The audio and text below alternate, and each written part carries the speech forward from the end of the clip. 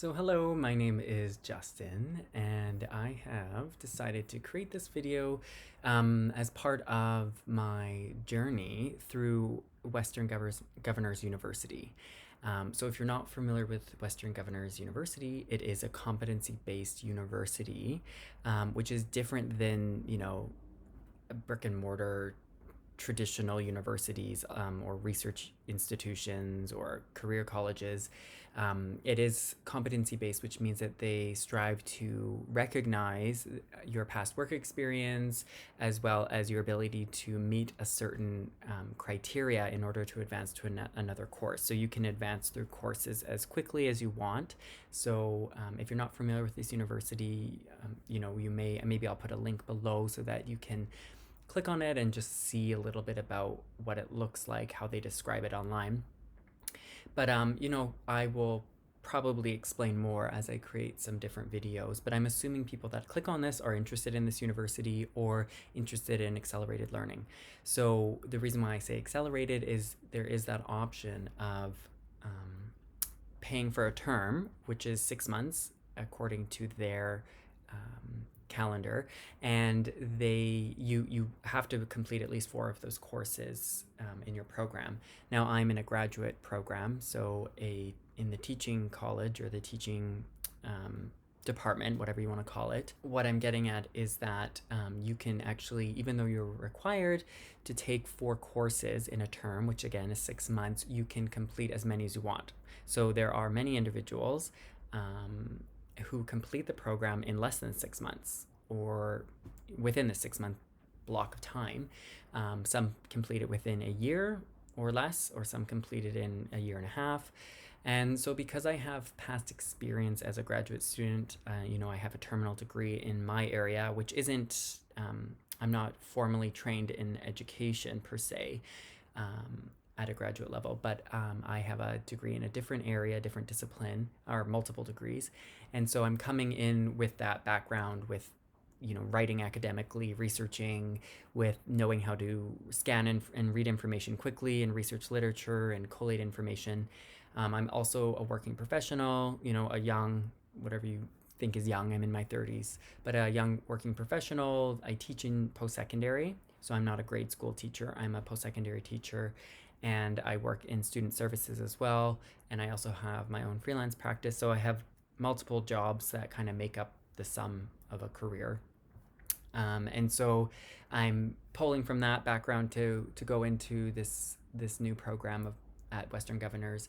And so really the college or the university really aims to kind of see you as a professional and build a level of competence or acknowledge a level of competence in order to pass. So there's no formal A grade, B grade, C grade. It's kind of a pass or fail situation. And I believe maybe there are other competency-based universities that aren't pass or fail. Maybe there is another metrics for giving you a grade, but you have to meet certain criteria in order to advance.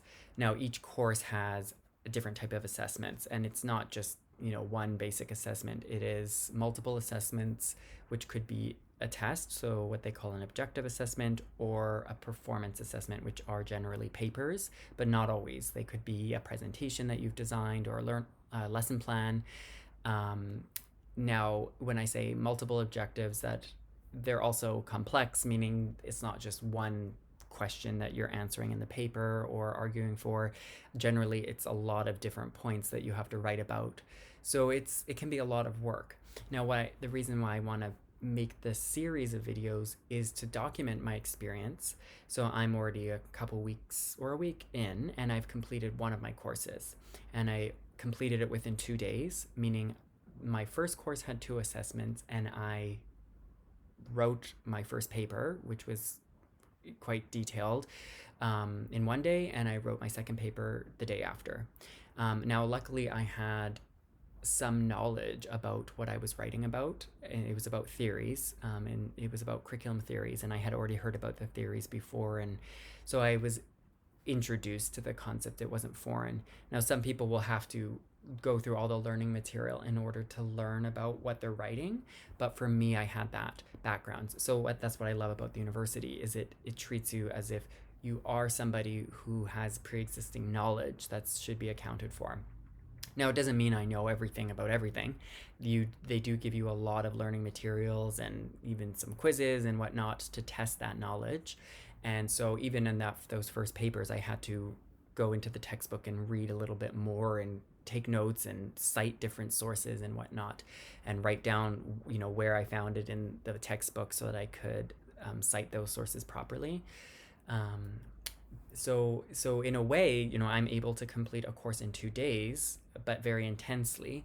I don't believe I will be able to do that throughout the whole program, meaning get through a course in a very short period of time. And that's generally, or kind of thinking broadly about my life, I've got a lot of different things going on. So some weeks, I'm going to have to do other work things, or I'm going to have my life to attend to, meaning I might move, I might be, doing something with my friends that is going to take up a weekend. So I'm not just going through this program to plow through and check it off my list of to-dos. I do want to do it in order to build some skills.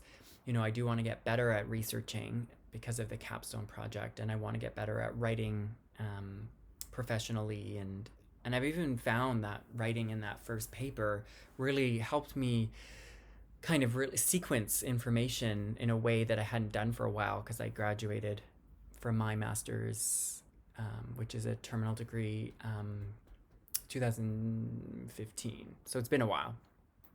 But I've done some other kind of little courses since then. So again, hopefully this video series will give you some insight on the pros and cons of the program if you're thinking about it and you're just not sure if it's a good fit, or maybe it'll just be interesting to see, like, wow, how can someone go through a program so quickly? If I'm able to go through it within the 6 months, it's possible I won't be able to, and therefore I'll have to pay for another term. And I'll be able to do it in the 2 terms, which is 12 months. I'm also a Canadian, which means that I had to go through quite a process to get enrolled in the college. It wasn't that arduous, but it was different, and a little bit more effort involved in a domestic student, meaning someone from the States. So I can make a video on that if you're an international student, how you could apply. I don't believe they actively, promote to international students, and I think on the website they actually say that they don't enroll international students. So I'll kind of talk about how I was able to land an opportunity as a student, and I can also talk a little bit about how I'm going to balance all of this within my working roles. Now, I'm not currently teaching at the university that I normally teach at, because it's the spring and summer, but I'm preparing for teaching in the fall, which will be intense because I'm teaching online because of everything that's going on in the world right now. And so I have to kind of think of a new way of teaching and a new instructional method. So there'll be lots that I can go over and hopefully inspire you. I'm sure you'll see that I might stumble along the way and get frustrated, because I've been in school before for a long time, so I know the roller coaster that happens when you're on a roll and then lose momentum, then gain it. And I, at one point later on, can tell you a little bit about my past, which is quite interesting, because again, I don't come from a traditional background within the teacher realm, because my program is in teacher education, but in a curriculum and design stream. And I was able to land teaching in a post-secondary at a young age, in my mid-20s, and so that might be interesting. And so I can bring that up and share what I know about a working professional within the academic realm, what that's like. So hopefully you'll find it interesting, and hopefully this will be interesting for me to kind of keep on track and maybe post once a week or every couple weeks to give you an update of how it's going. And I will be getting support. So in the program, you have your program mentor, which is someone who is like you could say like an account buddy, like to help you be accountable, and they help you set timelines and deadlines and whatnot.